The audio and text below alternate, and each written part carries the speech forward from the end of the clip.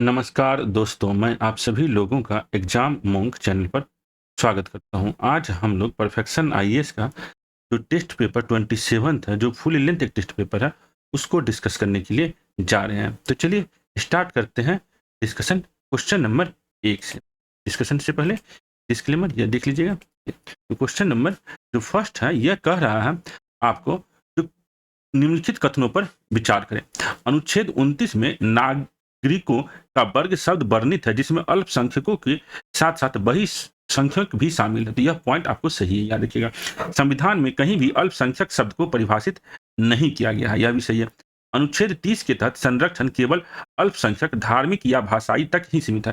तो यह भी पॉइंट आपको सही है। इसमें से आंसर क्या हो जाएगा, कौन सा कथन सही? तो तीनों कथन आपको सही है।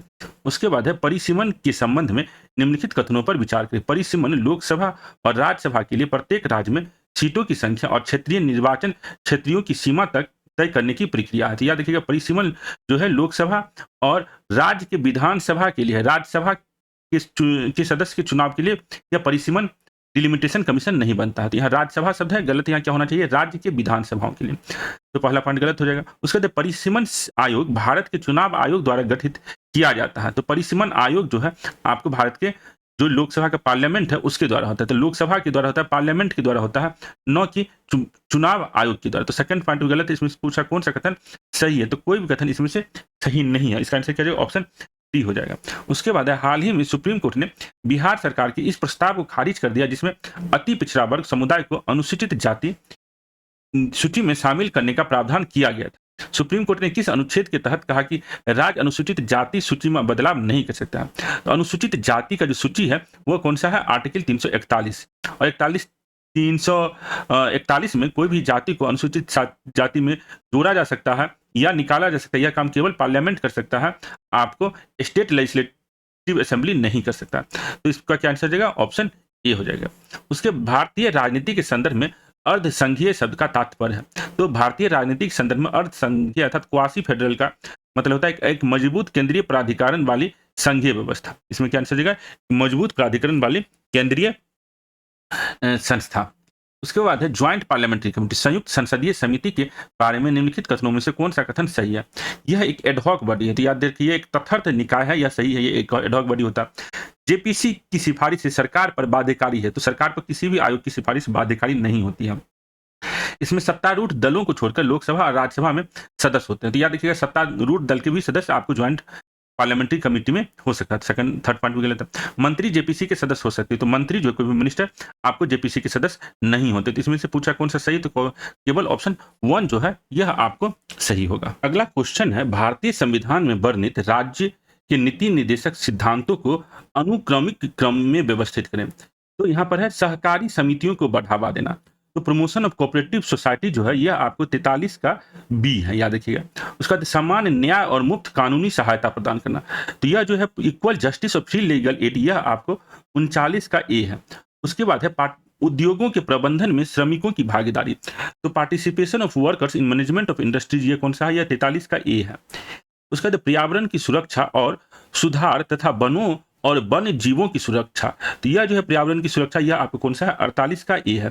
तो अगर हम इसको क्रोनोलॉजिकली अरेंज करेंगे, तो इसमें करें सिक्वेंशियली ऑर्डर में अगर हमको अरेंज करना होगा, तो यह कौन सा ऑर्डर होगा? तो देखिए यहाँ पर आपको हो जाएगा, यह आपको सी हो जाएगा। सबसे पहला कौन सा है, तो यह 2 के बाद आपको 3, उसके बाद 1 और उसके बाद 4। तो आंसर क्या हो जाएगा इसका, आपको सी हो जाएगा। उसके बाद है 1938 में किसने घोषणा की कि स्वतंत्र भारत का संविधान वयस्क मताधिकार के आधार पर निर्वाचित संविधान सभा द्वारा बाहरी हस्तक्षेप के बिना तैयार किया जाना चाहिए? तो यह जो 1938 में यह बात किसने कहा है, तो यह बात आपको जवाहरलाल नेहरू ने कहा था। उसके बाद है वर्ष 2024 में 25 जून 1975 को आंतरिक आपातकाल लागू होने के 50वें वर्ष की शुरुआत के प्रतीक है। आपातकाल के संबंध में निम्नलिखित कथनों पर विचार करें। आपातकाल के दौरान मौलिक अधिकारों का निलंबन के प्रावधान को जर्मनी के वाइमर संविधान से लिया गया है। तो भारतीय संविधान में जो आपातकाल का प्रावधान है वो जर्मनी के वाइमर कॉन्स्टिट्यूशन से लिया गया है। यह पॉइंट आपको सही है। उसका संविधान के भाग 17 के तहत अनुच्छेद 352 से अनुच्छेद 360 तक आपातकालीन प्रावधानों को रेखांकित किया गया। तो याद रखिएगा, भारत के संविधान में टोटल 22 भाग है, उसके जो भाग 18 है उसमें आपको यह इमरजेंसी का प्रोविजन है। 17 में नहीं है, किसमें है, 18 में यह प्रोविजन है। 17 में जो है आपको लैंग्वेज से रिलेटेड प्रोविजन है। 17 में क्या है, लैंग्वेज से रिलेटेड है। आपको 18 में इमरजेंसी प्रोविजन है। तो सेकंड भी आपको गलत, सेकंड आपको गलत है, फर्स्ट आपको सही। इसमें पूछा कौन सा कथन सही है, तो सही इसमें से कौन सा हो जाएगा, केवल ऑप्शन ए जो है यह आपको सही हो जाएगा। ठीक है, कौन सा कथन सही है, तो ऑप्शन ए केवल सही। उसके बाद भारतीय संविधान में वर्णित पंचायतों से संबंधित निम्नलिखित अनुच्छेदों को क्रमिक रूप से व्यवस्थित करें। तो क्रमिक रूप से है तो ग्राम सभा, ग्राम सभा का कौन सा आर्टिकल है, तो याद रखिएगा आपको 243 ए जो है आपको ग्राम सभा का। Election to panchayat, election to panchayat जो है यह आपको 243 के लिए है। उसके बाद है सीटों का आरक्षण, जो आरक्षण की बातें होती है वह 243 डी में होता है। और ग्राम पंचायत के पास जो कर लगाने का पावर है यह कौन सा है, 243 एच। यह कौन सा है, 243 एच। तो इसको अगर हम अरेंज करेंगे सिक्वेंशियल ऑर्डर में तो कौन सा आंसर आ जाएगा, आपको ऑप्शन बी हो जाएगा। उसके बाद है नीति आयोग एक गैर संवैधानिक या निकाय है। तो याद रखिएगा नीति आयोग आपको एक गैर संवैधानिक निकाय है, यह पॉइंट सही है। कारण नीति आयोग योजना आयोग के तहत भारत सरकार के कार्यकारी प्रस्ताव द्वारा बनाया गया था। तो यह भी पॉइंट आपको सही है, यह दोनों पॉइंट आपको सही है। इसका आंसर क्या हो जाएगा, ऑप्शन ए हो जाएगा।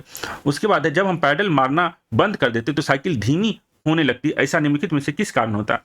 तो ऐसा जो होता है आपको साइकिल पर घर्षण बल की क्रिया के कारण होता है। याद देखिएगा जब हम पैडल मारना बंद कर देते हैं तो साइकिल जो है धीमे होने लगती है, क्योंकि एक्शन ऑफ फ्रिक्शनल फोर्स जो है उस पर लगता है और साइकिल जो है आपको स्लो होना शुरू हो जाता है। उसके बाद निम्नलिखित में से कौन सा कारण है कि खाद्य पदार्थों को लपेटने के लिए अल्मुनियम का उपयोग किया जाता है। तो अल्मुनियम का जो मेलिएबल प्रॉपर्टी होता है वह सबसे ज्यादा होता है। तो याद रखिए अल्मुनियम धातु की आघातवर्ध गुण के कारण उसे पतली शीट बनाना संभव है। तो आंसर क्या जाएगा इसका, डी। उसके बाद है वाष्पीकरण शीतलन के निम्नलिखित में से कौन सा उदाहरण है। तो इवोपोरेशन का कौन सा उदाहरण, इवोपोरेशन में क्या होता है, जो लिक्विड रूप में जो वाटर होता है वो आपको वेपर रूप में कन्वर्ट हो जाता है। याद रखिएगा शरीर से पसीना आना यह आप इवोपोरेशन का है। मिट्टी के बर्तन में जो पानी है वो इवोपोरेट होकर वेपर बन जाता है। घर में इस्तेमाल होने वाला एयर कूलर, इसमें भी आपको इवोपोरेशन का है। ओस का बनना नहीं है, ओस के बनने में क्या होता है, जो वेपर रूप में आपको वाटर होता है वो आपको लिक्विड रूप में कन्वर्ट हो जाता है। यहाँ तो ओस का बनना एक रिवर्स ऑर्डर है इवोपोरेशन का।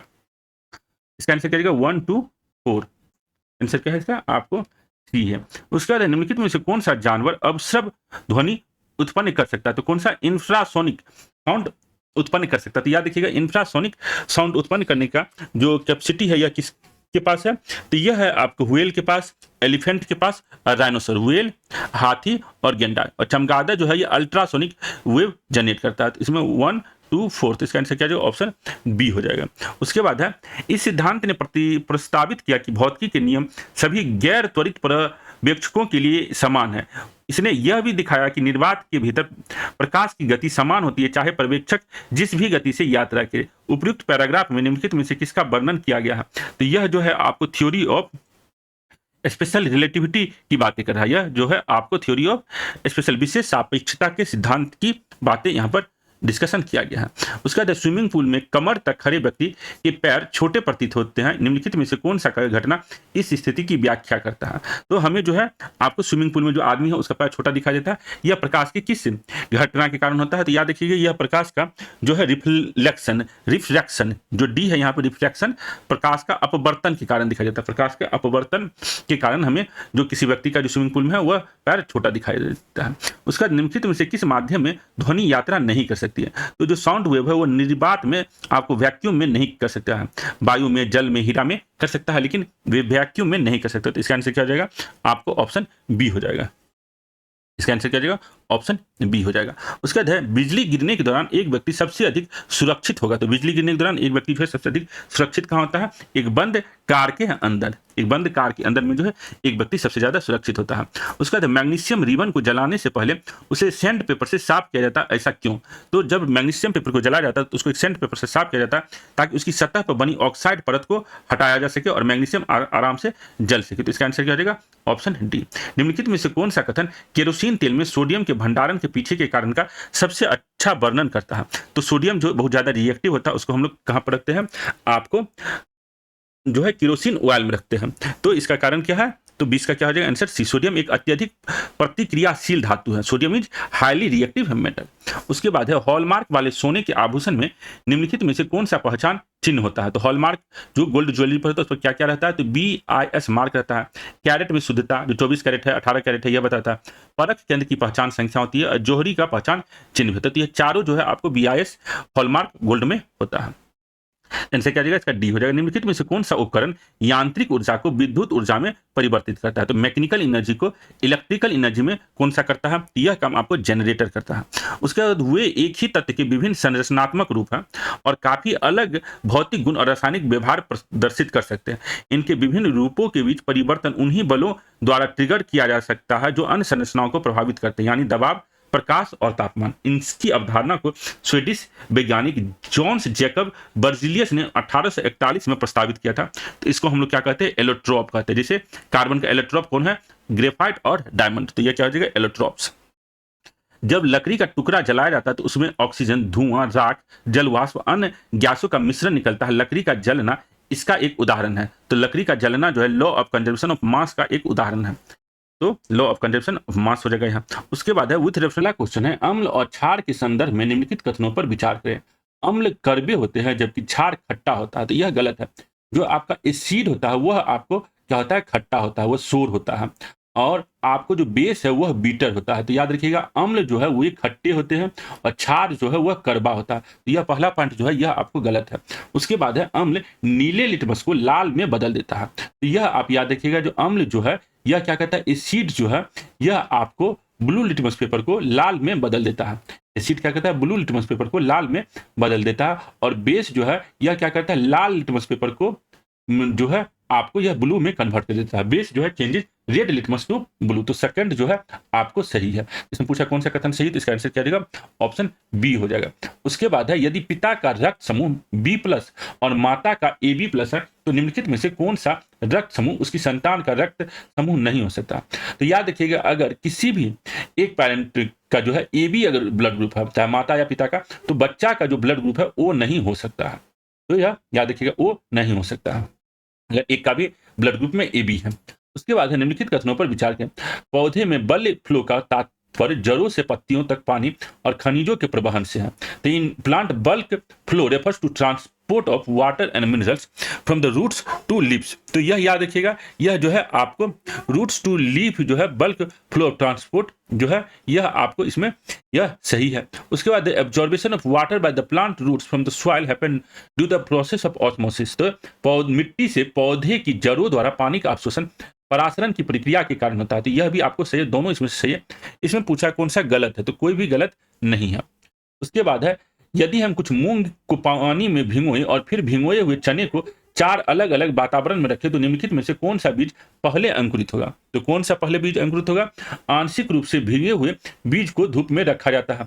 तो उसके लिए क्या गया, partly soaked seeds kept in sunny. तो जो आंशिक रूप से भीगे हुए बीज को जो धूप में रखा जाता है वह सबसे पहले अंकुरित होगा। तो कौन सा बीज पहले अंकुरित होगा, तो इसका आंसर क्या हो जाएगा, ऑप्शन बी हो जाएगा। निम्नलिखित में से कौन सा बीमारी वायरस के कारण होता है। तो याद रखिएगा जो वायरस के कारण आपको कौन सा हो रहा है, चिकन पॉक्स हो रहा है वायरस के कारण, मिसल्स हो रहा है, खसरा जिसको कहते हैं वह हो रहा है वायरस के कारण, मलेरिया जो है यह वायरस के कारण नहीं होता, यह प्रोटोजोआ के कारण होता है। तो इसका आंसर क्या हो जाएगा, 1 और 3 ऑप्शन ए हो जाएगा। उसके बाद which of the following is not a nitrogenous base found in DNA. निम्नलिखित में से कौन सा डीएनए में पाया जाने वाला नाइट्रोजनी बेस नहीं है। तो याद रखिएगा डीएनए में जो है बेस उसको हम लोग कैसे याद रखते हैं, Apple on the tree, car on the garage, car on the garage. तो देखिए एप्पल से हो गया एडेनिन, टी से थाइमिन, सी से साइटोसिन और जी से गुआनिन। तो याद रखिएगा Apple on the tree, car on the garage. तो यहाँ पर ये जो यूरासिल है, यूरासिल आपको डीएनए में नहीं पाया जाता है, आरएनए में आपको यह थाइमिन की बदले क्या होता है, यूरासिल पाया जाता है। तो डीएनए में यूरासिल नहीं पाया जाता है। तो इसका फॉर्मूला क्या है, Apple on the tree, car on the garage. Answer इसका बी हो जाएगा। अगला क्वेश्चन है निम्नलिखित में से कौन सा बाह्य निषेचन का उदाहरण है। तो निषेचन जो होता है फर्टिलाइजेशन 2 प्रकार का होता है, एक होता है एक्सटर्नल फर्टिलाइजेशन, एक होता है इंटरनल फर्टिलाइजेशन। तो बड़े एनिमल में इंटरनल फर्टिलाइजेशन होता है। यहाँ पूछा है आपको बाह्य निषेचन, तो याद रखिएगा स्टारफिश, मेढक और समुद्री अर्चिन जो है इसमें आपको एक्सटर्नल फर्टिलाइजेशन होता है। जो मुर्गी होता है उसमें आपको इंटरनल फर्टिलाइजेशन है। इसका आंसर क्या रहेगा, 1, 3, 4। उसके बाद है यह वह अणु है जो कोशिकाएं श्वसन के दौरान जारी ऊर्जा का उपयोग करके तुरंत संश्लेषित होता है। यह कोशिकाई स्तर पर उपयोग और भंडारण के लिए ऊर्जा का स्रोत है। यह निम्नलिखित में से किससे संबंधित है? तो यह जो है आपको, इसे हम लोग क्या कहते हैं, एटीपी, एडेनोसिन ट्राइफॉस्फेट कहते हैं। तो याद रखिएगा, यह एडेनोसिन ट्राइफॉस्फेट एक मॉलिक्यूल है जो आपको एनर्जी देता है। इसी को हम लोग एनर्जी करेंसी भी कहते हैं। तो एडीपी याद रखिएगा, इसका आंसर क्या हो जाएगा? एटीपी, एटीपी, एडीपी ने एटीपी, इसका एडेनोसिन ट्राइफॉस्फेट, एटीपी। उसके बाद है निम्नलिखित कथनों पर विचार करें। प्रोकैरियोट्स में परमाणु झिल्ली नहीं होता है। तो यह पॉइंट सही है। जो प्रोकैरियोट्स होता है उसके न्यूक्लियर मेम्ब्रेन नहीं होता। यूकैरियोट्स में केवल बहुकोशिकीय जीव शामिल है। तो याद रखिएगा, जो यूकैरियोट्स होता है यह आपको सिंगुलर सेल और मल्टीपल सेल दोनों हो सकता है, लेकिन इसमें न्यूक्लियर मेम्ब्रेन होता है। तो यूकैरियोट्स जो है आपको सिंगल सेल या मल्टी सेल दोनों हो सकता है, लेकिन अंतर यह है प्रोकैरियोट्स से इसमें न्यूक्लियर मेम्ब्रेन होता है। यहाँ लिखा है केवल मल्टी सेलुलर, यह गलत है। इसमें पूछा कौन सा सही है, तो ऑप्शन ए जो है यह आपको सही है। यह एक प्रकार का न्यूरोट्रांसमीटर है। यह मस्तिष्क में बनता है और मस्तिष्क और शरीर के बाकी हिस्सों में तंत्रिका कोशिकाओं के बीच एक रासायनिक संदेश वाहक के रूप में कार्य करता है। यह एक हार्मोन के रूप में भी कार्य करता है और लरो या भागो सिंड्रोम में भूमिका निभाता है। इसे अच्छा महसूस कराने वाला हार्मोन कहा जाता है, जो किसी को खुशी का एहसास कराता है। निम्नलिखित में से किस हार्मोन का वर्णन उपयुक्त गद्यांश में किया गया था? यह हार्मोन जो है यह डोपामाइन हार्मोन कहलाता है। उसके बाद निम्नलिखित में से कौन सा शब्द उस अनुक्रम का सबसे अच्छा वर्णन करता है जिसमें जैविक कारक या जीवित जीव उस पर्यावरण में परिवर्तन लाते हैं जिससे वे स्वयं से संबंधित है? तो जैविक जीव जब परिवर्तन लाता है तो उसे हम लोग ऑटोजेनिक सक्सेशन कहते हैं। तो इसका आंसर क्या जाएगा? Autogenic succession. अगर अजैविक जीव परिवर्तन लाता है तो उसे हम लोग क्या कहते हैं? एलोजोइक सक्सेशन कहते हैं। यहाँ जैविक जीव पूछा तो इसका आंसर क्या जाएगा? Autogenic succession. उसके बाद है सूर्य के प्रकाश के संपर्क पर आने पर शरीर द्वारा कौन सा विटामिन संश्लेषित होता है? तो विटामिन डी जो है सूर्य के प्रकाश के संपर्क पर आने से होता है।